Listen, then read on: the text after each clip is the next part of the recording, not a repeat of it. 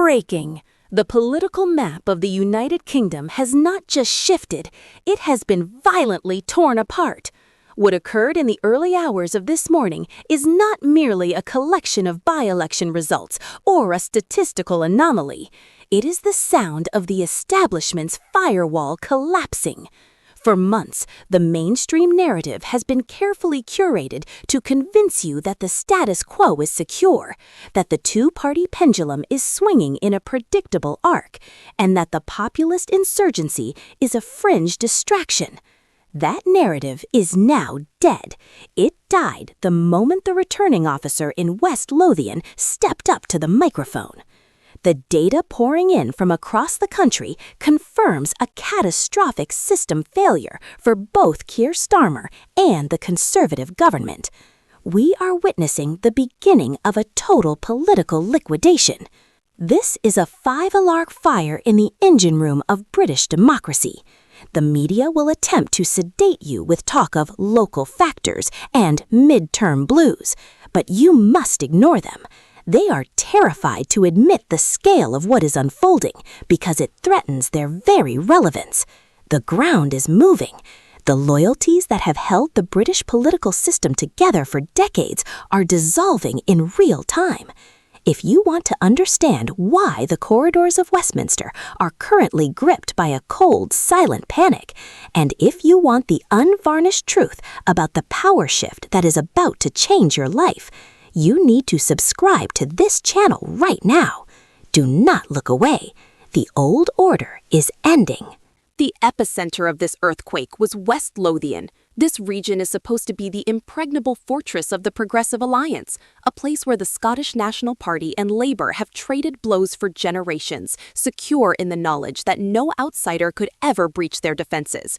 But then, the impossible happened. Reform UK didn't just field a candidate, they decimated the field. Finishing first in the Whitburn and Blackburn ward wasn't just a win, it was a humiliation for the entire political us. This is a region where traditional party identities are woven into the cultural DNA, yet the voters took a sledgehammer to their own history. Consider the forensic details of this collapse, because they reveal the magnitude of the threat facing the establishment. Reform UK secured 32% of the vote.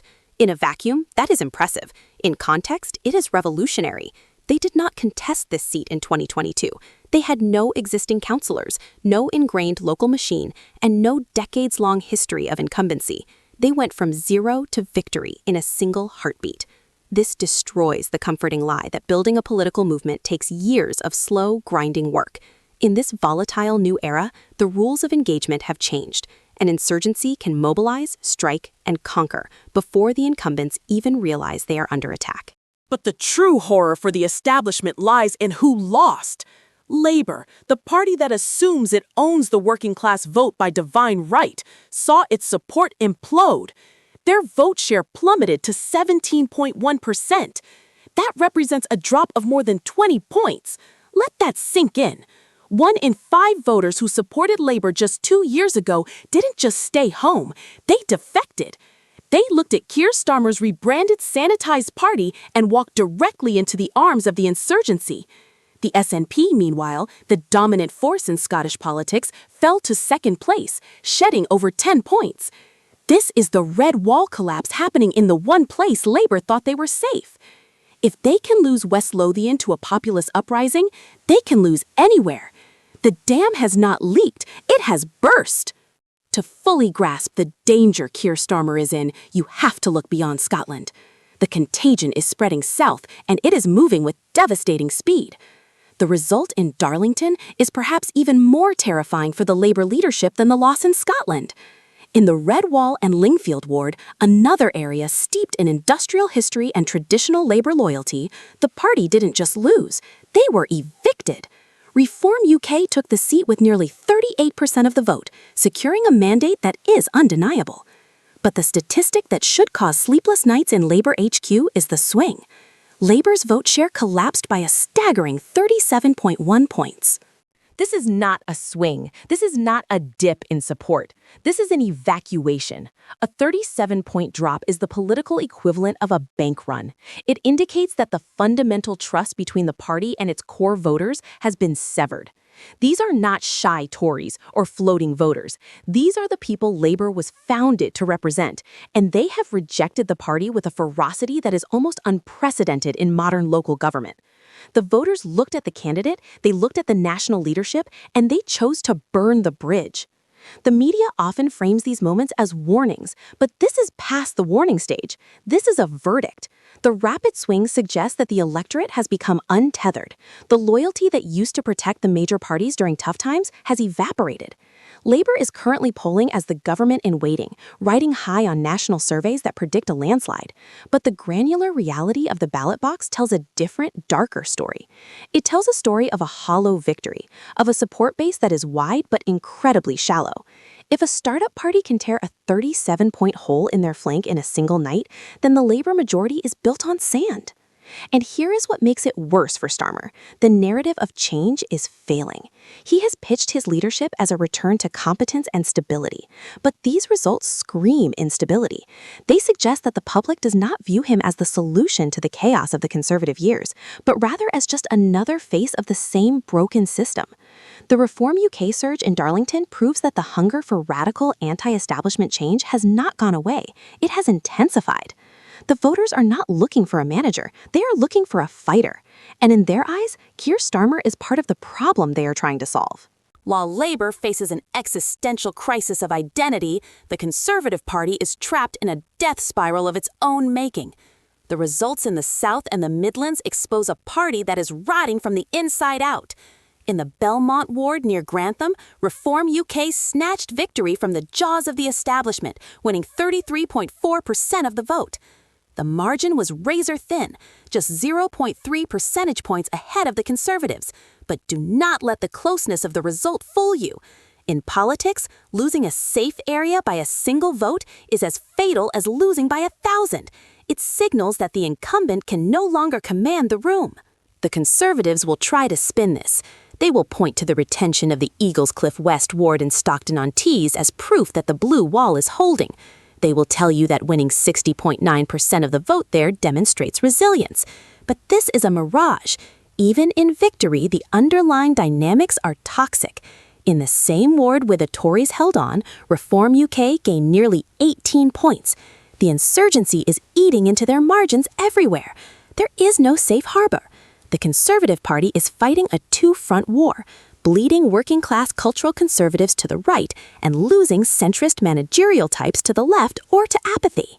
The tragedy for the Tories is that they are technically the party of government, yet they are powerless to stop the bleeding. The result in Belmont highlights the independent squeeze. When voters are presented with a viable populist option, the vote consolidates against the status quo. The presence of independents or smaller parties often fragments the vote, but Reform UK is acting as a magnet, unifying the discontent.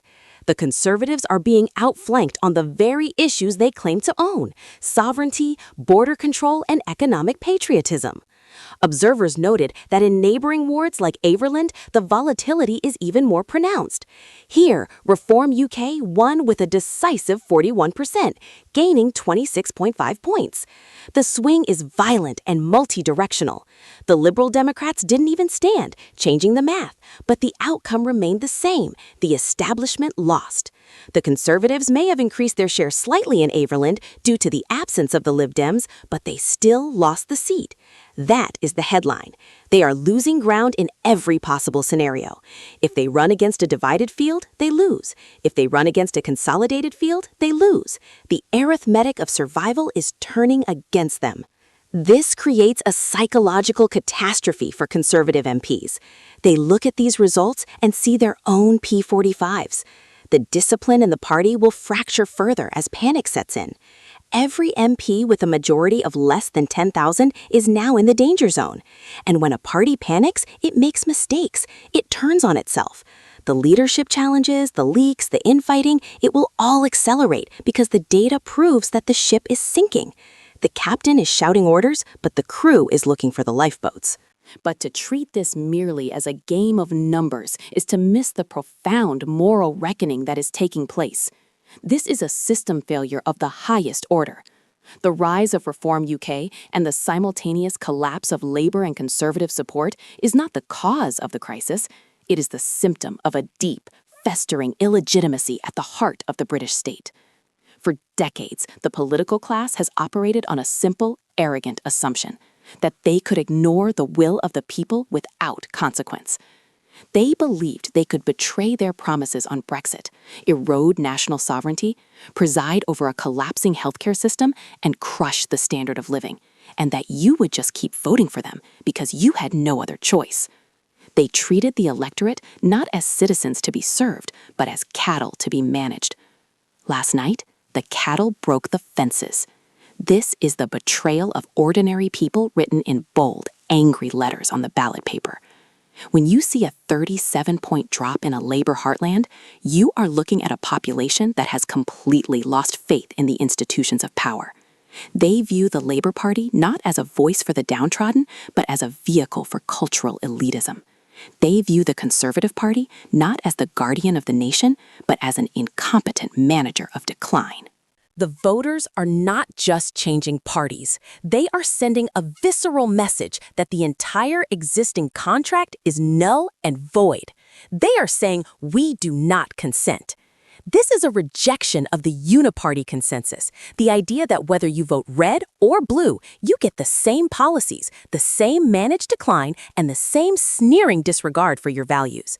The success of Reform UK in these council by-elections is proof that the public is desperate for an outlet that speaks the language of reality, not the sanitized PR speak of Westminster. And the reaction from the establishment?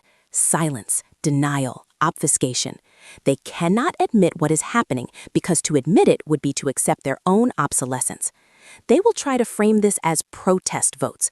They will dismiss these victories as flashes in the pan or midterm volatility. But deep down, they know the truth. This is not a protest, this is a defection. The ordinary people of Britain, the ones who pay the taxes, follow the rules, and watch their communities crumble, have realized that the people in charge despise them, and now they are fighting back. The moral authority of the government and the opposition has evaporated. They are ruling in a vacuum. And history tells us that when authority collapses, power shifts rapidly, violently. The legitimacy crisis is here, and it is terminal. So where does this leave us? We are standing on the precipice of a dangerous power shift that will define the next decade of British life. The signals are flashing red. Keir Starmer is losing his grip on the narrative before he even steps foot in number 10. The inevitability of a Labour government is shattering with every by-election disaster. He is being outflanked by a populist wave he does not understand and cannot control. His strategists are panicked because they built a campaign to fight the Tories, not to fight a populist insurgency that steals their own base. The Conservatives are a zombie party, walking dead, waiting for the final blow. They have no answers, no energy, and no vision. And Nigel Farage has ignited a firestorm that is consuming the oxygen in the room. Every victory feeds the narrative that the outsider is the only one who can fix the mess. The momentum is self-sustaining. The more they win, the more the wasted vote argument dies. The more the wasted vote argument dies, the more they win. It is a feedback loop of destruction for the establishment. This is the countdown. The general election is no longer a coronation for Starmer. It is a trap. If these trends continue, if the West Lothian effect replicates across the North and the Midlands, we are heading for a hung parliament, constitutional chaos, or a total realignment of British politics. The establishment is terrified because they have lost control of the script. They can no longer dictate the outcome. The genie is out of the bottle, and no amount of media spin can put it back in. But make no mistake, this is far from over. The empire will strike back. Expect the attacks on the populace to intensify. Expect the media to ramp up the fear-mongering. Expect the system to use every dirty trick in the book, legal, procedural, and rhetorical, to suppress this uprising. They will not go quietly. They will fight to protect their privileges until the bitter end. But the question is it already too late? Have the people seen too much? Once you see the weakness of the leaders, you cannot unsee it. The spell is broken. We are entering uncharted waters. The storm has made landfall. The safe seats are gone. The loyalties are dead. And the only thing we know for certain is that the Britain of tomorrow will look nothing like the Britain of yesterday. The power is shifting from the halls of Westminster back to the streets of Whitburn, Darlington, and Grantham. But who loses control next? What happens when the desperation of the establishment meets the unstoppable force of public anger? What do you think? Is this the end of the two-party system as we know it? Can Starmer survive this humiliation, or is he a dead man walking? Let us know in the comments below. The battle for the soul of the nation has just begun, and you are on the front line. Stay vigilant. More revelations are coming.